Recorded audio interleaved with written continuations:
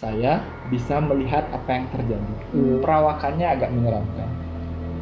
Ada yang pegang, enggak, bukan ngeliat, tapi pegang kan nggak bisa bangun dan nggak bisa bergerak, masih dalam. Dongkrak duanya ngambang. Kelihatan itu. Kita lihat dong, siapa sih ini yang lempar gitu kan? Ini ya, ingat ya, nggak ada apapun di sungai itu.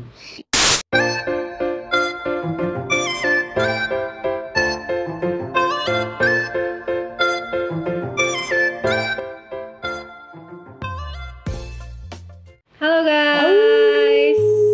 Halo. Kembali lagi bersama kita bertiga. Di kesempatan kali ini kita mau sharing pengalaman horor kita.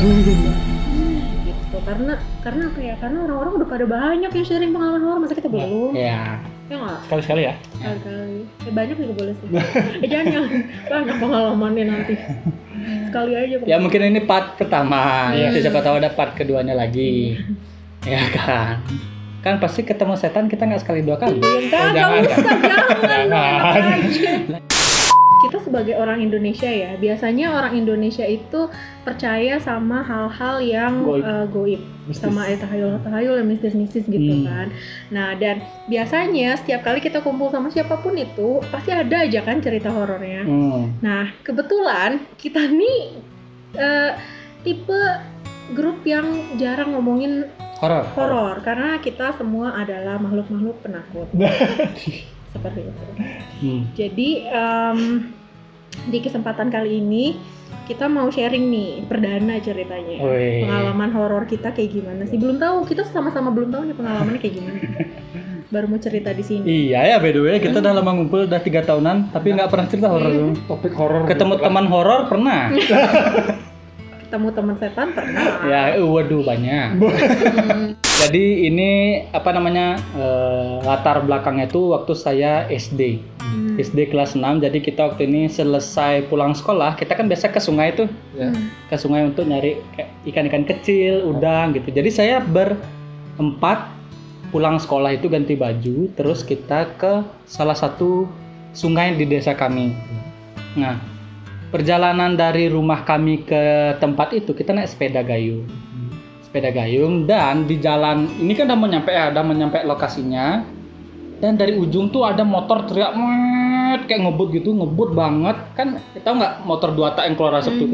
Ngebut banget gitu. Dek, balik, ada orang ngamuk. Dia bilangnya gitu. Orang ngamuk, tapi itu kan di kayak apa ya dibilangnya kayak hutan gitu, tapi ada sungainya gitu. Ya di sungai lah pokoknya, rumah pun ada di situ kan. Nah tapi kita di situ kayak lah nih orang kenapa sih gitu. Nah, mungkin juga orang ngamuk di sini kan gitu kan. Akhirnya kita tetap jalan ke arah sungai itu. Dan di situ sunyi banget, sepi sekali, nggak ada apapun. Ini ya ingat ya, nggak ada apapun di sungai itu. Akhirnya kita tetap tuh turun ke kali, buka batu cari udang gitu. Nah ini kan kayak gimana ya? Jadi bentuk sungainya tuh kayak ada airnya, terus di sini tuh kayak ada tebingnya gitu ke atas gitu. Kita bisa sih naik ke tebingnya tuh, dan dari bawah pun bisa lihat tebingnya tuh kayak apa gitu loh. Dan dimulailah pertama itu batu jatuh ke air di bawah. Dari atas ceplus, ya itu. dari atas bawah ceplus gitu. Kita lihat dong, siapa sih ini yang lempar gitu kan? Batunya gede. Iya lumayan gede-gede segini-gini tuh, ceplus gitu. Pokoknya airnya tuh sampai kayak plus gitu. Terus ada lagi ceplus. Siapa nih? Tiba-tiba cuy, kayak 4-5 batu tuh dibuang berbarengan. Ceplus kayak gitu. Bentar, maksudnya itu bukan tipe batu yang dilempar oleh seorang. Enggak, bukan yang akan terbang kena angin gitu kan, enggak kan? Bukan. Batunya tuh besar men, seginian tuh ada. Ceplus gitu jatuh kan. Kita pertamanya kan siapa sih ini gitu. Oh mungkin kita kan inget kan ada orang marah kan, ngamuk kan. Nah ini juga perlu diingat, di sungai dan tebing itu tidak ada aliran listrik satupun. Lampu nggak ada. Gelap gulita. Jadi kayak beneran di hutan gitu. Latar belakangnya ya, kayak di hutan gitu. Dan batunya itu akhirnya datang kayak berbarengan gitu, 5 batu bareng berat, 6 batu bareng berat. Orang sendirian mana yang bisa ngelempar batu kayak gitu? Nggak ada kan? Tiba-tiba, ini yang paling serem sih. Suaranya tuh kayak, kalian pernah dengar suara orang lagi pakai mic, terus dia kayak tes gitu tuh. Tapi ini nggak tes gitu, kayak Menggema gitu suaranya. Iya. Dan di situ kita, siapa ngidupin gini nih? Kayak apa? Siapa ngomong pakai mic nih kan gitu? Kita kan bingung kan. Suaranya tuh kayak kayak gitu. Terus kita lihat ke atas, nggak ada apa-apa. Karena kalau kita lihat dari bawah ke atas tuh benar-benar kelihatan gitu loh. Karena pohonnya tuh nggak ada di bagian sana. Kayak gitu. Terus kan kita lari ya ke arah sepeda kita. Tiba-tiba rantai sepeda kita semua putus. Semua ada berapa sepeda tuh? Ada 4 kan, kita tadi berangkat berempat. 4-4-nya putus. Jadi kita kayak masang rantai gitu dulu, tapi ada kayak batu-batunya. Untungnya tuh batu nggak kena ke kita ya. Nggak kena sama sekali ke kita. Terus kita pakai rantainya kita, terus kita pasang, terus kita kabur. Temanku ada satu ketinggalan karena dia kayak panik gitu, nggak bisa masang rantainya, dia diangkat gitu sepedanya, terus dia kabur gitu. Kita pergi agak ke tempat lebih aman kan. Jadi ini tebingnya, kita tuh di sini, lumayan jauh lah anggapannya kan gitu. Dari situ kita ngelihat kan, siapa sih itu orangnya? Itu orang atau siapa ya? Nah di situ baru kita mikir, di sini kan ada aliran listrik ya. Kok bisa ada suara pakai mic gede banget gitu ya? Nah di situ mulai kita, apa nih? Tiba-tiba kan kita jaraknya lumayan jauh nih. Ini kan kayak pintu masuknya untuk ke sungai itu kan. Ada motor bebek lah ya. Diparkir dengan jongkrak 2 tuh loh. Tapi jongkrak 2-nya ngambang. Kelihatan itu gelap. Kelihatan banget. Itu kita siang-siang by the way ke sana ke sungai. Itu ngambang kayak gini. Oh, jadi itu kejadiannya siang-siang. Siang-siang pulang sekolah, latar pulang sekolah. Gini. Nggak nyentuh gini. Kalau jongkrak 2 kan gini nih. Jadi kayak motornya kayak diangkat gitu ya. Iya, jadi gini motornya tuh. Ngambang gini. Itu sudah super panik sih. Terus kita kayak ngelihat lagi ke sana, ke arah tebingnya tuh. Ini kan tebingnya, anggapnya tebingnya. Itu ada orang pakai baju putih daster, naiknya tuh gini, seret, Kayak ninja. seret. Kalau ninja kan mungkin kita kan naik pasti gini ya, kayak kakinya tuh kayak ngangkang gitu kan. Ini nggak, dia gini terbang, set. Kayak ditarik pakai tali gitu ya. Set. Perpindahannya tuh kayak set gitu. Ini banyak sih yang bilang, kamu bohong apa? Aku punya 4 teman masih hidup ke 4-4-nya. Bisa kalian tanya itu ke 4-4-nya. Karena kalau ngalamin sendiri mungkin bohong ya. Karena cerita apa nih kayak gitu kan. Tapi 4 temanku semuanya ke 4-4-nya ngeliat. Gokil tuh cerita tuh. Dan kejadiannya itu masih terang gitu ya. Terang, jam pulang sekolah kita tuh jam 12.45, aku ingat banget. SD 12.45. Terus sekitar 1:30 tuh kita kesana bareng-bareng. Mana masih SD lagi. Iya. Untung dia nggak trauma sekarang. Tapi setelah itu masih berani ke sana, ke kali ini? Lumayan berani, kalau rame-rame nggak masalah sih. Emang itu tempatnya lumayan dibilang angker, gitu. Ya, jadi menurut kalian lumayan epic ya. Epic banget sih, bukan lumayan aja sih. Iya. Apalagi buat ukuran anak SD, buset. Kayak anak SD udah ngalamin kayak gitu, Iya. tuh setan tega banget. Nanti coba mungkin suatu saat aku bakal ajak temanku yang kita bakal ajak collab nanti YouTube. Dia bakal kayak validin cerita ini, pasti valid. Orang dia juga di situ sama aku. Wow. Tapi kamu habis itu langsung pulang. Cerita-cerita nggak sih ke orang tua apa gimana gitu? Enggak, justru karena kita waktu itu masih kecil, kita nongkrong aja gitu lagi. Jadi belum nyangka kalau itu tuh suatu kejadian yang harusnya kalian bukan biasa aja. Iya. Jadi kayak karena kita masih kecil, jadi kayak kita masih heran-heran aja gitu. Kok bisa ya gitu? Aku syukur, alhamdulillah, bersyukurillah aku nggak pernah yang namanya diliatin atau yang digangguin kayak gitu, aku nggak pernah. Dan jangan sampai, jangan sampai. Cuman aku pernah ngalamin satu kejadian yang menurut aku lumayan aneh gitu. Aku nggak tahu ya, apakah ini sebuah kejadian mistis ataukah sebuah kejadian yang bisa dijelaskan secara scientific gitu. Aku nggak tahu karena ini kejadiannya waktu itu aku sedang sleep paralysis. Iya, ketindihan kalau Indonesia. Jadi kejadiannya waktu aku SMA. Jadi aku tuh selalu kalau tidur itu aku selalu di pinggir. Kayak misalkan ada kasur, ada 2 pinggirannya gitu. Aku nggak pernah tidur di tengah-tengah kasur. Aku selalu tidur yang selalu minggir gitu. Nah terus pada saat itu aku lagi tidur menghadap ke satu sisi. Dan ketika itu aku masih kalau tidur tuh aku masih matiin lampu. Itu masih nggak boleh ada cahaya sama sekali, dan waktu itu aku juga tidurnya sambil pakai headset sambil dengerin musik. Nah terus udah gitu tengah malam aku kebangun masih dalam posisi tidurnya miring. Terus aku kebangun terus jadi aku miringnya ke arah kasur yang masih banyak. Karena di pinggir kan. Jadi aku ngebelakangin pinggiran kasur gitu ceritanya. Nah terus aku tengah malam bangun mau matiin musik gitu. Pas aku matiin musik seketika langsung jadi sehening-heningnya. Dan aku merasa aneh gitu. Kok apa jangan-jangan nggak usah matiin aja kali ya musiknya gitu. Terus aku memutuskan buat bangun lagi, mau ambil HP lagi, mau nyalain lagi. Ternyata pas aku mau bangun ngambil HP itu lagi, dalam posisi miring, nggak bisa bangun, nggak bisa bergerak, tapi aku sadar aku bangun. Yang bergetar gitu nggak sih? Bergetar gitu nggak sih? Badan sama pandangan? Maksudnya berusaha kuat. Iya kan? Sleep paralysis kan gitu kan? Gitu. Aku berusaha banget ini pengen ngambil HP, pengen bergerak, tapi nggak bisa bergerak. Dan aku 100% sadar kalau itu bukan mimpi dan aku bener-bener bangun gitu. Nah, di saat aku lagi struggling mau bergerak, aku seketika merasa, kan aku miring nih tidurnya. Nah, jadi seakan-akan di pinggir kasur ini ada sesuatu atau ada seseorang, terus pegang. Oke. Gerak tiba-tiba. Jadi kan aku tidur madep, misalnya aku tidur di pojokan sana, terus aku madep sini gitu kan.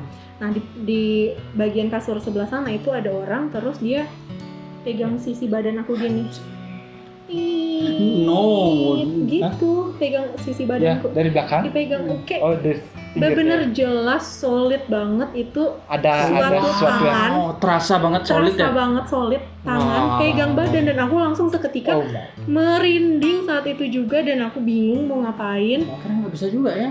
Iya, tapi kayak syukur alhamdulillah, mungkin aku terbangun entah atau ya emang udah waktunya bangun atau gimana, aku akhirnya kebangun, langsung bisa bergerak, langsung bisa buka mata, langsung bisa ngeliat, aku langsung nyalain lampu, nggak ada siapa-siapa, tapi aku udah keburu takut, aku nggak mau tidur lagi di kamar itu.